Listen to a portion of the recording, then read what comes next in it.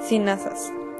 Las cinasas o quinasas son enzimas que funcionan haciendo las veces de interruptores de las proteínas y de esa forma regulan los procesos importantes en el organismo, entre ellos la división, la proliferación y la diferenciación celular. Son las encargadas de una reacción química conocida como fosforilación, que consiste en transferir un grupo fosfato de moléculas de alta energía como el ATP, trifosfato de adenosina, a la proteína blanco. Esta reacción puede llevar, dependiendo del caso, a que se active la proteína o a que se desactive, o incluso puede señalizar que la molécula debe ser degradada. Clasificación de las cinasas. Las cinasas pueden clasificarse en cinasas atípicas y en cinasas convencionales. Para las cinasas convencionales se tiene una subclasificación de 8 familias. Familia AGC abarca las cinasas enlazadas a proteínas G. Familia CAMK abarca las cinasas reguladas por calmodulina. Familia CMGC abarca las cinasas dependientes de ciclinas. Familia CK1 abarca la caseincinasa. Familia RGC abarca los receptores asociados a guanilato ciclasa. Familia STE abarca las MAP cinasas. Familia TK cinasas abarca las tirosincinasas reguladoras de los procesos de comunicación intercelular más complejos. Familia TKL abarca las proteínas tipo tirosina cinasas ligeras. En el caso de las cinasas atípicas, las subclasifican en 4 familias: familia alfa, familia PIKK, familia PDHK y familia Río. Ahora les hablaré sobre la naturaleza física y química de las cinasas, y en especial sobre la actividad de los receptores tirosina quinasa intrínseca. Dentro de este grupo se encuentran receptores importantes como los factores de crecimiento, la EGF, el cual es el factor de crecimiento epidérmico, la HGF, que es el factor de crecimiento de hepatocitos, y los receptores de insulina. Los receptores de esta familia tienen un dominio extracelular, un dominio transmembranal y un dominio intracelular.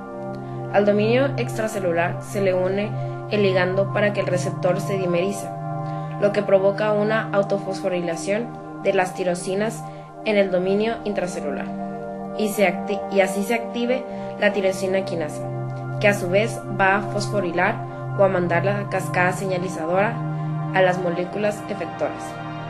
Las diferentes cascadas que se pueden activar son las MAP quinasas y la PI3K.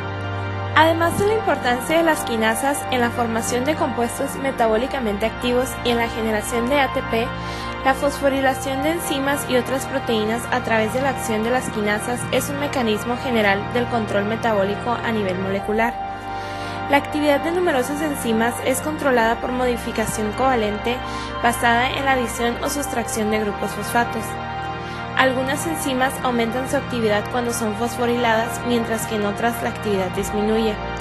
Lo opuesto es válido también para la desfosforilación de enzimas, mientras que algunas enzimas aumentan su actividad cuando son desfosforiladas, en otras la actividad disminuye.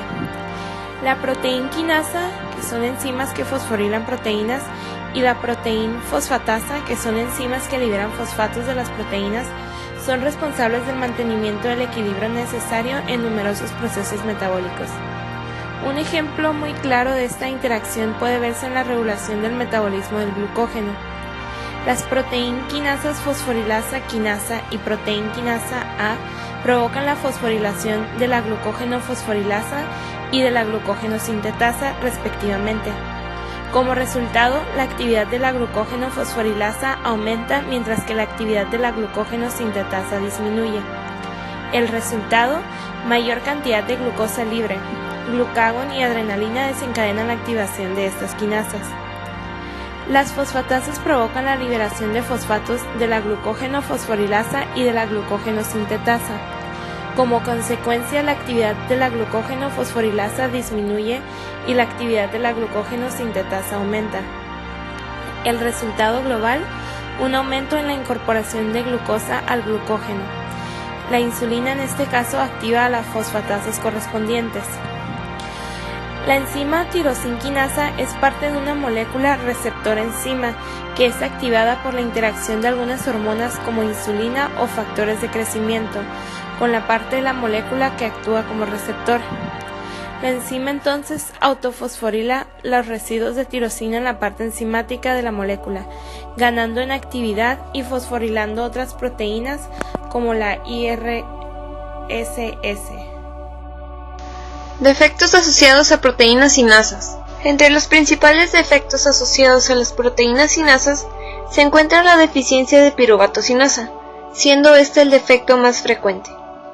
Esta deficiencia de piruvato sinasa en glóbulos rojos es un trastorno sanguíneo hereditario caracterizado por una deficiencia de la enzima piruvato sinasa. Los hallazgos físicos asociados con el trastorno pueden incluir reacción de los niveles de transporte de oxígeno en la sangre debido a la destrucción prematura de glóbulos rojos, niveles anormalmente elevados de bilirrubina en la sangre, agrandamiento anormal del vaso y otras anomalías. La deficiencia de piruvato sinasa se hereda como un rasgo genético autosómico recesivo. Otro de los defectos sería la deficiencia en desoxibuenosina sinasa o DGK, que fosforila los desoxinucleósidos de guanina y sus análogos utilizando ATP y UTP como dadores del grupo fosforilo. La DGK se presenta en tejido linfoide, vaso, piel, hígado y cerebro, y su déficit se asocia con el aumento en la tasa de mutación y con la inhibición de la reparación del ADN mitocondrial, por lo que se produce una reducción en el número de copias del ADN mitocondrial.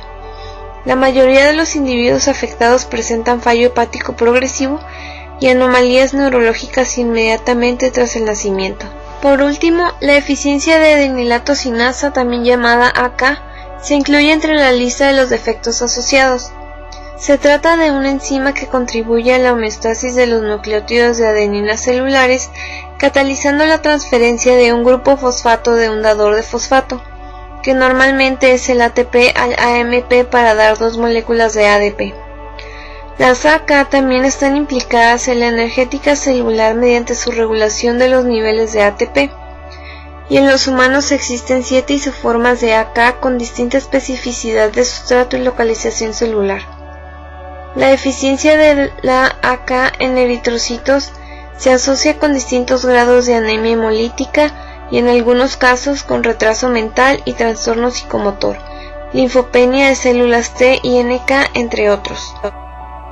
Como ya vimos, las proteínas quinasas son clave en la regulación de importantes funciones celulares, ya que añaden grupos fosfato a muchas proteínas que sirven de sustrato y participan en casi todas las funciones y distintos procesos celulares.